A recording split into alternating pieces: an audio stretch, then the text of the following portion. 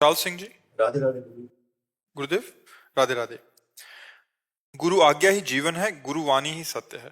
गुरुदेव, आपका सत्संग सुनकर हमारे हर प्रश्न का उत्तर प्राप्त हो जाता है। मैं आपकी कृपा से प्रतिदिन आपका सत्संग प्रातःकाल सुनता हूँ। उसी के प्रभाव से मुझे कुछ अनुभव हो रहा है जिसे आपके द्वारा किसी के सामने प्रकट करने के लिए मना किया गया है। प्रभु निराकार हैं, क्या उनको देखने के लिए आंखों की, सुनने के लिए कानों की, चलने के लिए पैरों की इत्यादि की जरूरत है? ऐसी ही किसी चीज में मुझे प्रभु का भाव बन रहा है, साक्षात मुझे प्रभु नजर आने लगे हैं। क्या ये भ्रम है या सत्य? आप पहली बात तो ये है कि प्रभु निराकार ही हैं, ऐसा कैसे कह सकते हैं?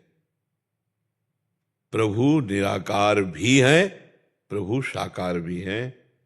प्रभु सत है, असत से परे हैं, और प्रभु ही असत में भरे हैं। ये संसार को जिसे कहा गया असत ना, ये ही सत्य सच्चिदानंद भगवान ही भगवान है। भगवान के सिवा कुछ नहीं है। मत्ता परतरम नान्यत किंचिदस्ति धनंजय। जैसे कुम्हार है तो चाक अलग है, मिट्टी अलग है, फिर वो पात्र बनाता है। भगवान ने ऐसे सृष्टि नहीं बनाई, अपने आप से अपने आप को फैला दिया। वही भगवान है, दूसरा कुछ है नहीं। तो ये हम नहीं कह सकते कि भगवान निराकार ही है। नहीं, भगवान साकार भी है और निराकार भी है, और भगवान सत भी है, भगवान असत भी है। ये जो असत तुम देख रहे हो, इसमें सत भगवान ही है। जिसे तुम असत कह रहे हो वो भगवान ही है। भगवान के सिवा कुछ नहीं है। अब हमारा भाव कहाँ भगवान का लग जाता है? प्रहलाद जी से पूछा, खंबे में भगवान है? उनका हाँ, खंबे में है। तो भगवान खंबे से नरसिंह रूप में प्रकट हो गए। हमारी जहां निष्ठा बन जाए, गुरु भगवान गुरु में बन जाए, तो गुरु भगवान दिखाई देने लगेंगे। श्री विग्रह में भगवान दिखाई दे। हमारा भाव बन जाए तो चर अचर में भगवान दिखाई देंगे। जड़ चेतन जग जीव जत सकल राम में जाने। वही साकार हैं, वही निराकार हैं, वही सगुण हैं, वही निर्गुण हैं, वही सबसे परे हैं, वही सब में भरे हैं। क्यों? सब में भरे हैं। वासना वासुदेवस्य वासितम भुवनत्रयम सर्वभूत निवासोस्मि वासुदेव नमोस्तुते। अच्छा, जो अपने को अनुभव हो रहा है वो हम दूसरे को बताएं क्यों? ये अहंकार ही तो अंदर प्रेरित कर रहा है, बताओ कि कुछ हम श्रेष्ठ हैं। देखो, हमारे पास आने का मतलब है आपका ऑपरेशन होना। आपकी वो बात जो आपके भजन को ले डूबे, उसको हटा देना। आपको जितना अनुभव हो रहा है उससे करोड़ों गुना बढ़कर के संतों को अनुभव हो चुका है। अच्छा, उनको हम क्या बतावें? और जब माँ खवा रही है तो माँ को क्या बताएं कि तो संत और सदगुरुदेव तो पवा रहे हैं, उनको तो पता ही है कि आपको क्या मिला है, आपको क्या भाव बना है। तो बस शांत चुप गुप्त रहो। भजन जितना गुप्त उतना ही अंदर बढ़ता है, और जितना प्रकाशित उतना ही उड़ जाता है। कपूर की तरह है। कपूर को गुप्त रखो तो सुव्यवस्थित बना रहेगा, और खुला रख दो तो उड़ जाएगा। खुला मत करो। ये जो आपको शीतलता मिली है भजन की, जो अनुभव है किसी को भी, उसे खुला मत करो। बकाया अहंकार इतना प्रबल होता है कि वो छुपा नहीं सकता, और चाहे दीवार से कहेगा जरूर कि हमको ऐसा अनुभव होने लगा है। मतलब थोड़ा अहम का जो रूप होता है ना, वो बिना कहे नहीं रहेगा।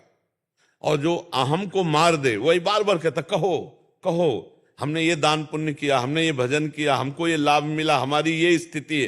भाई किसको बता रहे हो, क्यों बता रहे हो? तो बोले वो रहा नहीं जा रहा है, उसी को सह जाओ तो भजन आगे बढ़ जाएगा। ठीक है। मंदिरों में जो दान दक्षिणा देते हैं और नाम अनाउंसमेंट करते हैं, फलाने ने इतना दिया, फलाने ने वो सब, हाँ, वो सब काम का नहीं। काम का तो ऐसा है कि कोई जान न पावे। दान पुण्य जानते हो कैसे होता? कोई जान ही नहीं पाया कि कुछ करके गया और चुपचाप चला गया करके। हाँ, कहते हैं कि एक हाथ से दे दूसरा हाथ ला जाले, ऐसा भी कहते हैं। तो नेकी कर दरिया में डाल, कोई जान न पावे। पर वो जो माई को अलाउंस और दिखावा और वाह वाह जय जय तो हो गया, उतने में हो गया हिसाब किताब। वो भगवान की प्राप्ति वाला दान पुण्य नहीं है। सस्ते में नहीं पट गए। हाँ, बहुत बहुत बहुत ही ये घाटे का सौदा है। इतनी मेहनत करके अर्थ कमाया और आपने 100 लोगों को भोजन पवाया, और इसके बाद पोस्टर छपवा दिए, लोग पढ़ रहे हैं कि आज 100 ब्राह्मणों का भोजन, 100 साधु का भोजन, ये खत्म खत्म, जो जो पढ़ रहे सब खत्म, आपके पुण्य के हिस्सेदार हो गए। किसी को न, मतलब यहां तक कि अगर कोई पूछे कि आप करवा रहे हो क्या, तो तुरंत उत्तर नहीं नहीं, हम तो पत्तल परोस रहे हैं, हम तो कोई जान न पावे कि कौन करवा रहा है, और चुपचाप गुप्त तो वो सब जमा हो गया भगवान की बैंक में, और आपको कई गुना बढ़कर मिलेगा यदि कामना रखते हो, और नहीं रखते हो तो वही आपकी भगवत प्राप्ति का हेतु हो जाएगा। महाराज जी पिछले साल उन्होंने जगन्नाथ जी की विदाई करवाई थी घर से, तो वो तो फिर सबको पता लग ही जाएगा कि तो आपके घर से जगन्नाथ जी नहीं, ऐसे भक्ति के प्रसंगों में हम चाहते नहीं, जैसे हम नाम कीर्तन करें तो सबको पता हो रहा है ना कि नाम कीर्तन हो रहा है, हम प्रचार प्रसार नहीं करना चाहते, हम अपने इष्ट का आराधन कर रहे हैं, वो अंदर की बात होती है। वो बात जैसे कि 100 रुपया अमुक ने दिया, ऐसा ऐसा कार्य किया धर्म का, भक्ति का, उसका प्रचार हम करना चाहे, वो अलग बात है। अब हमारे घर में कीर्तन हो रहा है, हमारे घर में संत महात्मा आ रहे हैं, उनका हम स्वागत कर रहे हैं, 4 लोग जान रहे हैं, इससे कोई हानि नहीं होनी, क्योंकि हमारा प्रचार प्रसार का थोड़े आकाश से थोड़ी गुप्त रूप से आ जाएंगे। संत महात्मा भगवंत के जो उत्सव होते हैं घर में, वो तो होते ही हैं, उससे कोई हम उसको प्रचार प्रसार इस रूप में ना करें कि हम बड़े धर्मात्मा, हम बड़े दानी, हम बड़े पुण्यात्मा, नहीं, उसका वो सुकृत क्षीण हो जाएगा। अभिषेक मित्तल जी। राधे राधे महाराज जी। राधे राधे महाराज जी।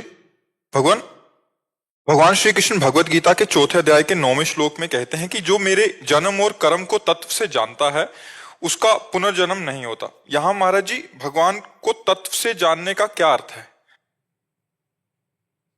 भगवान के ही वचन है, मेरा जन्म भी दिव्य है और मेरा कर्म भी दिव्य है। जो भगवान को दिव्य जानता है वो तो भगवान सर्वत्र व्याप्त है। भगवान अजन्मा होते हुए भी अपने भक्तों के प्रेम के लिए जन्म धारण करते हैं। विप्रधेन सुर संत हित लीन मनुज अवतार।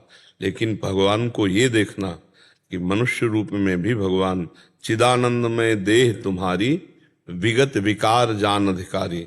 भगवान सच्चिदानंद रूपाय हैं, भगवान विश्वोत्पत्त्यादि हेतवे हैं, भगवान तापत्रय विनाशाय, वो श्री कृष्णाय वयम नुमा।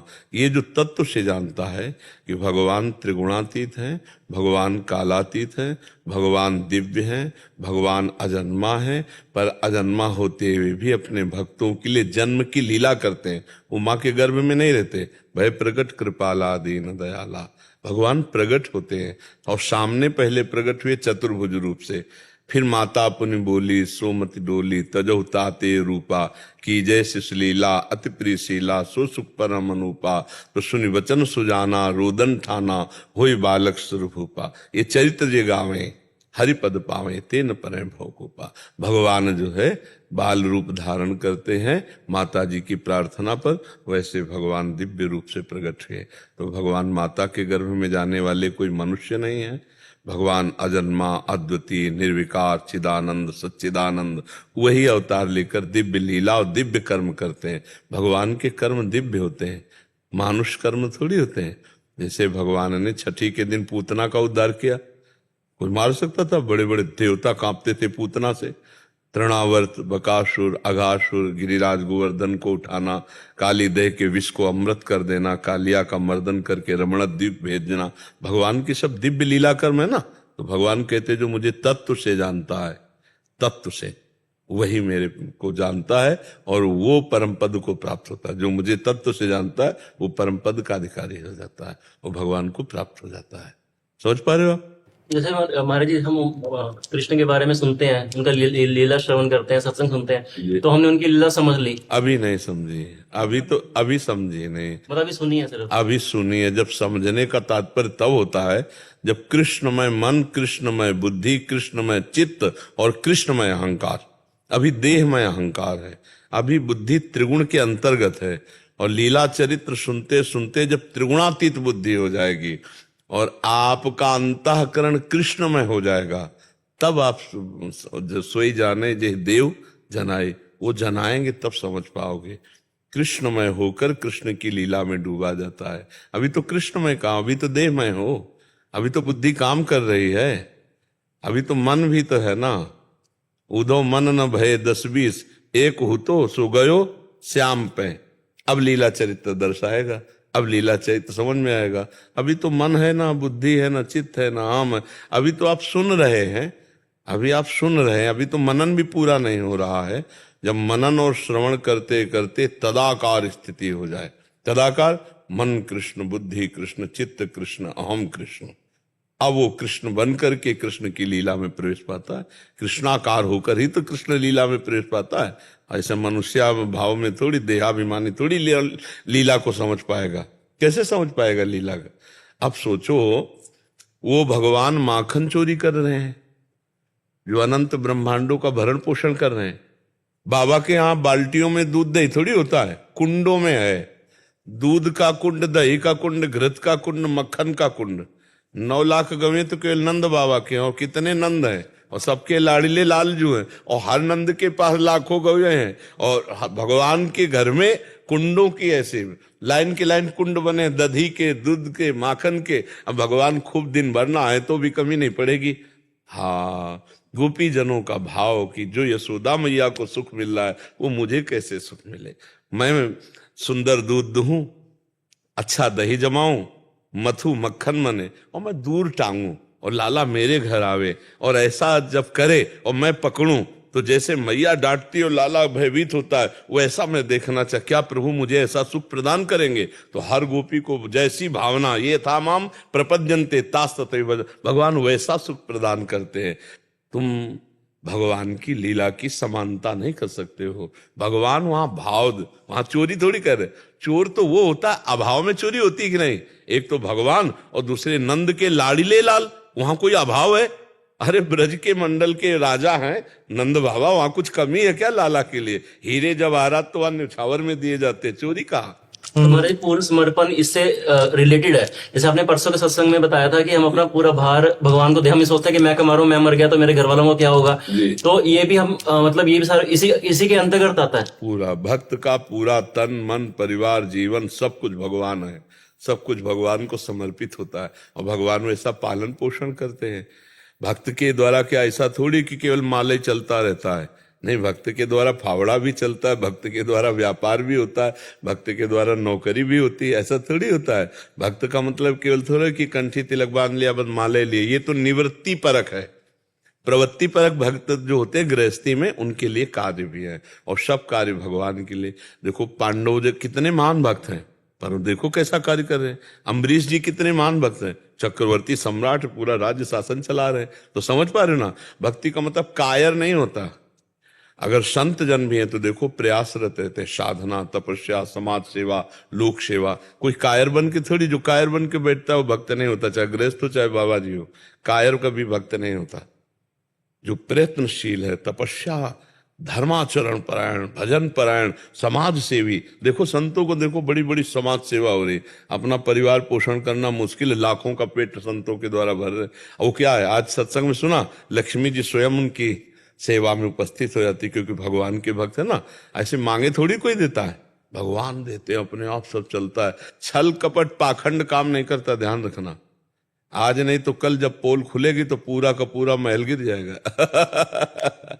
सच्चाई से भगवान की भक्ति करो। इह परलोक सकल सुख पावत मेरी सो भैया कृष्ण गुण संचु। इह लोक और परलोक में समस्त सुख आपको प्राप्त। अरे भगवान का भजन करना परमानंद, पर इसमें कसौटी कसना पड़ेगा। देखा ना हरिपाल जी का चरित्र सुना, कसौटी में कस गए तो भगवान लुटने के लिए आ गए, अपने को लुटाने के लिए आ गए। तो ये भाव है। जगरूप सिंह जी न्यूजीलैंड से। राधा वल्लभ श्री हरिवंश महाराज जी। महाराज जी, मैं नीच मूर्ख और पतित अजामिल हूँ। महाराज जी, 2021 में श्री वाहिगुरु की कृपा से YouTube से संत संग हुआ और नाम चलने लगा, अथवा नाम जपते समय एक भाव था कि जिसका नाम जप कर रहा हूँ वो मेरे सामने है, वो मेरा प्रेम स्वरूप है, दयालु है, और खूब नाम चलता था। बाद में धीरे धीरे वो भाव खत्म हो गया और कुभाव हो गया, और नाम जपने में 1 सेकंड भी चित्त नहीं लगता था। अभी भी नाम जपते इसमें 2 भाव ही हमने पकड़े हैं। 2-4 घंटा समस्या रहना भोजन का दोष होता है, और लंबे समय तक दिनों में दोष आ जाना, अपने में अहंकार आ जाना कि मैं भजनानंदी हूं, मैं बहुत श्रेष्ठ हूं, दूसरे में लघु भाव आ जाना, इससे या किसी संत का अपराध निंदा कर देने से। इन 2 भावों से ही ऐसा होता, तीसरा नहीं है। खूब छानबीन करके आप देख लीजिए इसको। अब आपके अंदर कौन सा भाव आया वो आप देख लीजिए। उसी दोष के कारण भजन रुकता है, अन्यथा भजन नहीं रुकता। क्यों भाई, आप बताओ, आपने कुछ पकड़ा कि आपका कहीं अहंकार तो नहीं बढ़ गया इस बात में कि मैं बहुत भजनानंदी हूं, भगवान मेरे सामने, और किसी के प्रति लघु भाव, और या किसी संत की निंदा? नहीं, ऐसे नहीं रुक सकता। बिल्कुल ऐसे नहीं रुक सकता। ये बड़ा सूक्ष्म भजन का मार्ग है। अभी परसों नरसों एक संत भगवान आए हुए थे, बहुत अच्छी अवस्था संत भगवान की थी, तो वो भी रो के यही कह रहे थे कि मेरी ऐसी स्थिति थी, रुक गई, अब मैं तड़पड़ा रहा हूँ। बार के संत के पास गया तो उन्होंने आपका बताया कि उनके पास जाओ, ठीक हो जाएगा। ऐसा तो भगवान की कृपा से थोड़ी देर में ही उनसे कहा चलने लगा कि नहीं चलने, उन्होंने कहा हाँ चलने लगा। तो उनको जैसा कहाया था आप भी वैसा कह लीजिए। गुरुजनों ने जो निषेध किए हैं, जी, अगर वैसे आचरण कभी गलती से हो जाए तब भी आचरण से नहीं बाधा पड़ेगी, आचरण से नहीं। जैसे आचरण में कोई त्रुटि हो जाती है ना, मान लो काम क्रोध आदि जनित जैसे कोई अपने से दोष बन जाते हैं ना, तो छाती जलती है पर भजन नहीं रुकता। छाती जलेगी, बार बार अंदर से आएगा, अरे बहुत नीच हो यार, ये कैसे हो गया, ये गलती कैसे हो, ये जो पश्चाताप होता है तत्काल वो भजन में ले आता है। और भगवान बड़े कृपाल होते हैं, उस समय क्षमा कर देते हैं, लेकिन ये दोष भजन नहीं होने देगा। किसी संत पर हमारी कोई टीका टिप्पणी ऐसी जो निंदा बन गई या किसी की अवहेलना, अपने में अहंकार का भाव, इससे भजन चौपट हो जाएगा, पक्का रुक जाएगा और चलेगा नहीं जब तक अपराध क्षमा याचना का समाधान समाधान हम उस दिन करवाया था। आज आप समझ लीजिए। हे विश्व के समस्त संत भगवान, व्यक्त और अव्यक्त, हमारे जाने अनजाने में जो कोई पाप या अपराध बन गया हो, जो कोई दोष बन गया हो, मुझे अज्ञानी का क्षमा करो। मैं हृदय से क्षमा चाहता हूं और सब मुझे आशीर्वाद दो कि मेरा भजन पुनः चलने लगे। ऐसा यहां तो सुना, एकांत में, कहीं एकांत में खड़े होकर ऐसी प्रार्थना करना, चारों तरफ घूमकर विश्व के सब संतों को प्रणाम करना, और जिसकी याद आ जाए और ये लगे कि इनके प्रति दोष किया है, तो अगर वो उपस्थित हों तो उनसे प्रार्थना मांग, अगर वो अंतर ध्यान हो गए तो उनसे विनय कर लीजिए, तत्काल भजन चलने लगेगा। बिना अपराध के भजन नहीं रुकता, पक्की बात सुनो। 2-4 घंटे विक्षेप पड़ना भोजन से हो सकता है, लेकिन दिनों में भजन रुक जाना ये अपराध से ही होता है, और बड़ा सूक्ष्म अपराध होता है, बड़ा सूक्ष्म अपराध होता है। मतलब ये बहुत सूक्ष्म होता है। किसी भी संत के प्रति जरा भी भाव आ जाए तो इसलिए ये बहुत सूक्ष्म विषय, किसी भी संत महात्मा के प्रति किया हुआ अपराध सीधे भजन को रोक देगा। और यही एक है जिसमें अपने में अहंकार और दूसरे में दोष दर्शन, यही हमको गिरा देता है। साधु को यहां सावधान रहना चाहिए। और इस पर देख लेना बच्चा, अभी देख लेना, अगर ये बात करोगे ना तो तत्काल कनेक्शन जुड़ जाएगा, तत्काल चलने लगेगा, आप खुद देख लेना, ठीक है। हाँ, और बस अब जो तुम्हें चित्र दिखाई दे साधु का, क्या बस उसी से क्षमा मांगते जाओ, अभी अपने आप चल जाएगा। ये भागवतिक है, ये मतलब ये कोई बाहरी नहीं है कि किसी से सोच ले तो भजन रुक जाए, संतों के प्रति सोच ले तो भजन रुक जाए, ऐसा खतरनाक खेल है। इसीलिए सब संतों की 4 जुगन के भगत जे, तिनके पग की धूरी, सर्वस लय सिर राखियो मेरी जीवन मूरी। इसी से हम बढ़ते हैं। भक्तों का अपराध ना, भक्तन का अपराध सो डरपत रहो, ये अपराध ऐसो है पूरे जीवन के सुकृतन को नष्ट कर दे, पूरे पुण्य पूरे जीवन के नष्ट कर दे। साधु अवज्ञा तुरंत भवानी, कर कल्याण अखिल ज्ञानी। यहीं से हम नए साधक हैं तो चूक हो जाती है कि हम भजनानंदी, हम श्रेष्ठ और दूसरे। अरे बड़े विचित्र विचित्र भगवान के भक्त हैं, आपको क्या पता कौन किस स्थिति में। सबको नमस्कार करो। अच्छा, संबे भगवान है तो भगवान तो आदेश कर ही रहे हैं, सातो सम मोहि मैं जग देखा, मोते अधिक संत कर लेखा। 7वीं भक्ति है, सब में समान भाव से भगवान को देखे, लेकिन भगवान कह रहे मेरे से भी अधिक मेरे भक्तों को देखो, मेरे संतों को देखो, मोते अधिक संत कर लेखा। ये भगवान की 7वीं भक्ति का वर्णन स्वयं भगवान ने किया। संतों को भगवान से भी बढ़कर के देखे तो अपराध ही नहीं बनेगा, बच जाए। अगर कोई संत इधर उधर तो अपना आंख मूंदे, अपने को बचाओ, चलो भगवान उसकी लीला को भगवान जाने, अपने चलो। हम दूसरे के ठेकेदार थोड़ी है, पूरी सृष्टि के ठेकेदार तो भगवान है, जो जैसा करेगा भोगेगा। हम काहे को निंदा स्तुति करें, हम अपने मार्ग को पुष्ट करें। नारायण स्वामी कहते तेरे भावे जो करे भलो बुरो संसार, नारायण तू बैठ के अपनो भवन बुहार, तू अपने को ठीक कर ले, दूसरे की चिंता मत कर, दूसरे सब भगवत स्वरूप है, भगवान संभालेंगे। कुणाल जी दिल्ली से। राधे राधे महाराज जी, आपके चरणों में कोटि कोटि प्रणाम।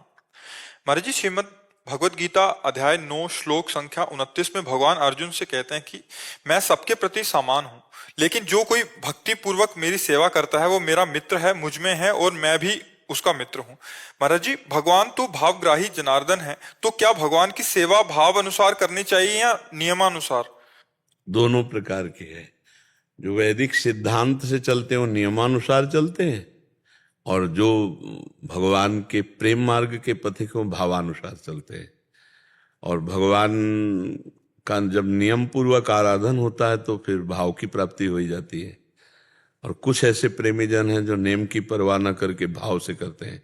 जैसे वृंदावन के प्रेमी जन जो है ना, ये भाव प्रधान है। और अन्यत्र वैदिक सिद्धांतों से भगवान की सेवा होती है, यहाँ प्रेम से होती है। यहाँ कहो 4 बजे सुबह ही भोग लगा दे ठाकुर जी को। जैसे कर्माबाई की खिचड़ी की ना, वो भाव। और जो सिद्धांत है, स्नान करके फिर मंगला, फिर ऐसे कर्माबाई सीधे उठती थी, न कोई स्नान न कुछ, और सीधे खिचड़ी बनाती थी कि रात भर ठाकुर को भूख लगी होगी, और बुलाती तो ठाकुर जी गोद में बैठ करके पाते थे। वैसे भगवान रीझते प्रेम से ही है, नहीं? हाँ, भाव का भूखा हूं मैं, और भाव ही एक सार है। भाव से मुझको भजे तो भाव से बेड़ा पार है। भाव बिन सुनी पुकारे मैं कभी सुनता नहीं, भाव पूरित टेर ही करती मुझे लाचार है। भावोत्सवेन भजताम रस काम धेनुम तम राधिका चरण रेणु महामिस्मरामी। पर जो सिद्धांत नियम से चलते हैं, वैदिक सिद्धांत से, वो भी आखिरी में भाव को ही प्राप्त होते हैं। पर भगवान प्रधानता भाव की रखते हैं। भाव से ही भगवान को अधीन किया जा सकता है। भावोत्सवेन भजताम रस काम धेनुम। भाव में भर करके एक बाजरे की रोटी भोग लगाई तो ठाकुर धन्ना जाट के यहाँ पाए, नहीं? वो वैदिक मंत्रों से, और भाव नहीं है तो फिर भगवान, भाव को भगवान ग्रहण करते हैं। भावग्राही जनार्दन जी। और साधक को तो गुरुदेव नियम देते हैं कि हाँ, नियमाला तो करो। उसी से तो भाव की प्राप्ति होती है। लंबे समय तक नियमावली हाँ, का पालन। नियमावली से चले तो भाव की प्राप्ति हो जाती है। अब जैसे अपने लोगों की नियमावली भाव वाली ही है। कुछ सिद्धांत है वैदिक सिद्धांतों से, ऐसे ऐसे ऐसे, तो फिर वो आगे चलकर भाव को प्राप्त होते हैं। अपनी जैसे वृंदावन की उपासना भाव से ही है, इसमें जो नेम है वो भी भाव के ही है। हाँ, ये नहीं कि नेम करके भाव को प्राप्त होगा, यहाँ भाव से ही नेम का पालन हो रहा है। वहां नेम के द्वारा ही भाव का पोषण होगा। अगर जो नेम के विरुद्ध होगा वो भाव नहीं स्वीकार किया जाएगा। और यहां भाव के द्वारा ही नियम है, जो नियम भाव में बाधा पहुंचाएगा उसका त्याग कर दिया जाएगा। यहाँ न लाज तीन लोकन की, न वेद को कहो करे, न शंख भूत प्रेत की, न देव जच्चते डरे। वेदान्नपि संन्यास्ति सा केवलम अवच्छिन्न अनुरागम लभते। जो वेद का भी संन्यास करके और भाव में भगवान के, वो प्रेमी जन। प्रेम की बात अलग है। और तभी वो है उद्धव जी से जो गोपी जनों की वार्ता हुई ना, तो नेम उद्धव के भूले, सब वैदिक सिद्धांतों के ज्ञाता बृहस्पति शिष्य उद्धव लौट गए चरणों में गोपियों का भाव देखकर, गोपी का प्रेम देख करके। तो सारे नियमों की पूर्ति प्रेम भाव में ही है, और अपने लोगों की तो उपासना ही भाव की है। भावोत्सवेन भजताम रस काम धेनुम तम राधिका चरण रेणु महामिस्मरामि। जी। कर्मा भाई भगवान जगन्नाथ की शुक्र भक्त रही, तो उनका भाव अगाध भाव। तो महाराज जी, जैसे हम भक्तों का प्रेम भाव इतना अगाध ना, तो हम पैदा करें ना। हृदय तो वही अविनाशी, तो हम भगवान के अंश है। जो कर्माबाई अविनाशी अंश थी वही हम अविनाशी अंश है। जो कर्माबाई का हृदय था वही हमारा हृदय। अंतर यह कि कर्माबाई का हृदय जगन्नाथ जी के लिए था, हमारा हृदय जगत के भोगों में लगा है। बस अंतर इतना है। तो खींच ले तो बात उतनी वही आ जाएगी। हम लोग ये जो ऊंच दूरी बनाकर बात करते हैं कि वो तो अमुक थे, भला हम कैसे हो सकते हैं? नहीं, उनके भी भगवान थे, हमारे भी भगवान थे, वो भी भगवान के अंश थे, हम भी भगवान के अंश थे। अंतर ये है कि वो केवल भगवान में चित्त लगाए थे, हम विषयों में, भोगों में लगाएं। बस अंतर इतना है, हमको अपने चित्त को, मन को हटाकर प्रभु में लगा दे तो वही आ जाएगा, फिर कोई अंतर नहीं होगा। तस्मित तज्जने भेदा भावाद। भगवान और भगवान के जन में अभेद स्थिति हो जाती है। तो हम कमजोर क्यों बने? हम उनका चरणों का आश्रय लेकर वैसे ही बढ़े। हम भी तो भगवान के अंश हैं, हम भी तो भगवान की आराधना कर सकते हैं, पर हम विषयों में मन दिए, इसीलिए हम अपने को दीनहीन विषयी मान लेते हैं। नहीं, वो दोष है, उसका त्याग करेंगे, आगे बढ़ेंगे। कि महाराज जी प्रयास करते हैं। हाँ, नाम जप करो, भगवत चर्चा सुनो, भक्तों का आश्रय लो, भक्त नामावली गायन करो, इससे बहुत लाभ प्राप्त होता है, भक्तों की कृपा प्राप्त होती है। आनंदी लाहौटी जी। राधे राधे महाराज जी। महाराज जी, मैं कौन, मेरा कौन? मैं नहीं, मेरा नहीं, ना मैं कुछ हूं ना मेरा कुछ है। तो जो है वही है, बस वो है। जहां है के आगे कुछ लगा, वो क्या है? वही माया है, बस केवल है। ये नहीं है, वहां भी है, ये है, वहां भी है। जो है वही भगवान है, वही परब्रह्म है। और जिसके आगे कुछ लगा वही माया लग गई। कुछ भी लगे, मैं के आगे कुछ भी लगे। अभी लगा हुआ है, आप स्त्री है, मैं स्त्री हूं, लगा है ना। मेरे पति है, मेरे परिवार है, मेरा पुत्र, इसी का नाम माया है। जहां कुछ लगा वही माया है। और जब सब कुछ जो लगा हुआ है उसे हटा दो तो जो बचा वही है। वो क्या है? परमात्मा है, ब्रह्म है, भगवान है, ईश्वर है, जो कहना चाहो। योगी उसे परमात्मा कहते हैं, ज्ञानी उसे ब्रह्म कहते हैं, भक्त उसे भगवान कहते हैं। वो एक ही परम तत्व है। जो है वही आप हैं। जो आप इस समय मान रहे हैं ये नहीं। बस दो ही प्रकार से भगवत प्राप्ति होती है, अन्वय और व्यतिरेक। व्यतिरेक नहीं है, नहीं नहीं। अन्वय है, ये नहीं है। ये पहले भी नहीं था, बाद में भी नहीं रहेगा। बीच में केवल दिखाई दे रहा और रोज नाश हो रहा है, रोज नष्ट हो रहा है। ये नहीं है। ये जिसे हम कह रहे नहीं है, इसमें भी है। ये नहीं है तो इसमें भी है। ये जो चलन हिलन डुलन उसी परमात्मा से ही तो रही। चैतन्यता उसी परमात्मा से। वो परमात्मा अभी अंतर ध्यान हो जाए, अभी शांत हो जाए तो है।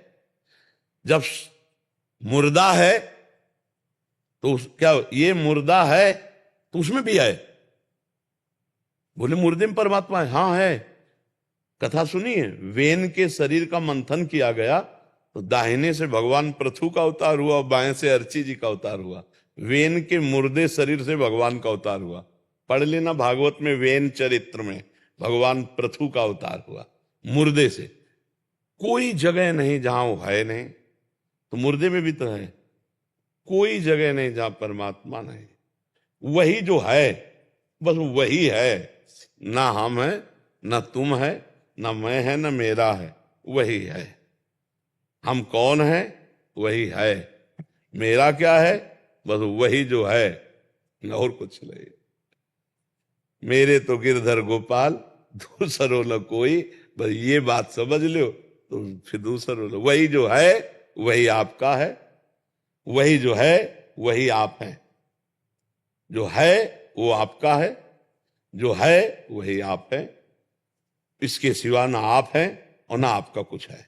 आप शरीर को लेके और आपका माना हुआ संबंध, धन संपत्ति, रुपया पैसा, या अभी शरीर छूटे, दुनिया में लाखों का मेला जुड़ा, हंसा जब जब उड़ा तो अकेला उड़ा। कोई साथी नहीं, कोई साथी नहीं।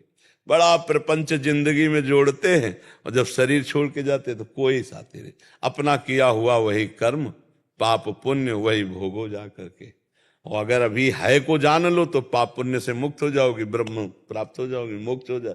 तो उसको जानना बड़ा कठिन है, इसलिए नाम जप करो। हर समय भगवान का नाम जप करो, इसी से भगवत प्राप्ति हो जाएगी। Para commando Yaduveer Singh ji. गुरुदेव, आपके चरणों में कोटि कोटि प्रणाम। गुरुदेव, मैं पहले कभी व्रत रहा नहीं, पर आपकी कृपा से अभी गुरु पूर्णिमा से प्रत्येक गुरुवार को व्रत स्टार्ट किया है। 2 बार व्रत टूट भी गया। इसमें श्री जी से मांगता हूं कि आपका स्वास्थ्य हमेशा ठीक रहे और उम्र इतनी लंबी हो जाए कि आप इस कलयुग के सभी जीवों का कल्याण करते रहें और श्री जी कृपा हम नहीं, सब वो पर उम्र बरसती तो लिमिट है, हमको पता नहीं, आपको पता नहीं, पर प्रभु को पता है कि इतने ही सेकंड, इतने मिनट, इतने महीने, इतने साल जिएगा ये शरीर। उसी बल से हम दौड़ते रहते हैं, इसी ज्ञान से। उन्हीं का बल चल रहा। वो जितना लंबा चलाना होगा उनको चला देंगे। हम ये चाहते हैं कि हमारे जिंदा रहने का फल है कि आप सबकी बुद्धि इतनी बढ़िया भगवान में लग जाए, गंदे आचरण छोड़ के, कि जब मिलो तब मुस्कुराते हुए प्रसन्न और आनंदित, तो मुझे लगेगा मुझे जीने का फल मिल गया। आपके साधना का फल मेरा जीना नहीं है, मेरे जीने मेरी साधना का फल आप हो। आप मुस्कुरा दो, आप आनंदित रहो, आप प्रसन्न रहो, आप हमारे राष्ट्र की सेवा करो, आप गंदे आचरणों से मुक्त हो जाओ, यही हम चाहते हैं। हमारी समाज सुधरे, हमारे नौजवान सुधरे, उनकी सद्बुद्धि हो, वो सुखी रहे तो हम सुखी हैं।